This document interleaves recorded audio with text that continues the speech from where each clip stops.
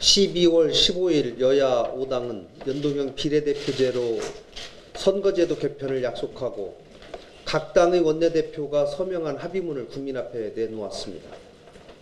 올 1월까지 구체적인 합의 내용을 내놓고 최대한 빨리 선거제도 개편을 통과시키자는 내용이었습니다. 하지만 2월이 다 지나가고 있는 지금도 선거개혁에 대한 논의는 진전을 이루지 못하고 있습니다. 이렇게 된 데에는 정치개혁을 거부하고자 하는 마음이 통했던 양당에게 있습니다. 특히 민주당은 처음부터 적극적으로 나서서 야당들과의 협의를 주도하면서 선거개혁을 이끌어야 했었지만 과거 자신들이 당론으로까지 채택했던 연동형 비례대표제를 거부하면서 시간을 끌었습니다. 그러나 이제 와서 선거법 개정안을 위한 패스트트랙을 언급하기 시작했습니다. 대화를 통한 합의 노력을 제대로 하지 않고 민주당으로서는 할 만큼 했다는 정치적 인식만 주려는 의도가 있는 것입니다.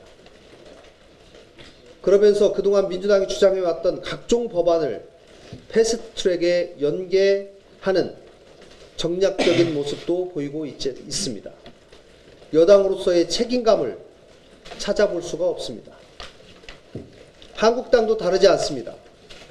선거개혁에 대한 합의 내용을 지킨 적도 없고 그런 노력도 전혀 보여주지 않고 있습니다. 한국당 자체의 선거제 방안을 내놓지도 않으면서 다른 당의 방식만 비판하면서 노골적으로 시간을 끌어왔습니다. 최근 여야에서 패스트트랙을 언급하기 시작한 것은 선거개혁을 회피하려는 이러한 한국당의 자세가 초래한 것입니다.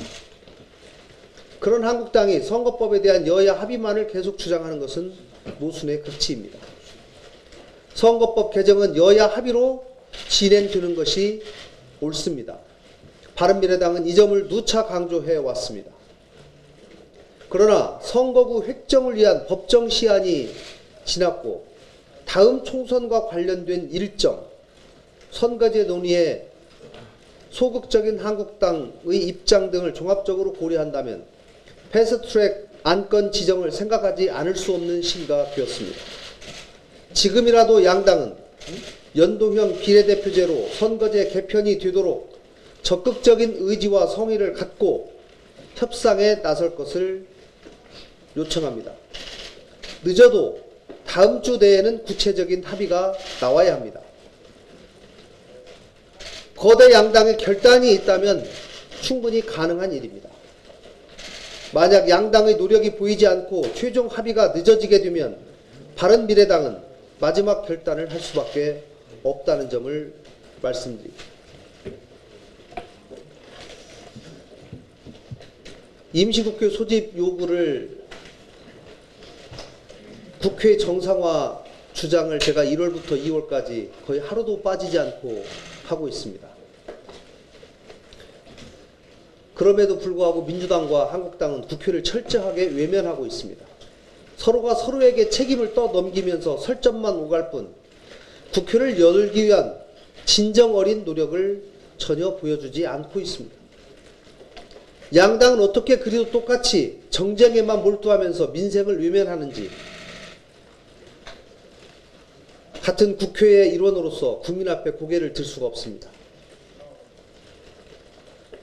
민주당과 한국당이 단 한 번만이라도 국민과 국가 경제를 생각한다면, 민생의 고단함을 생각한다면 이렇게까지 하지는 않을 것입니다.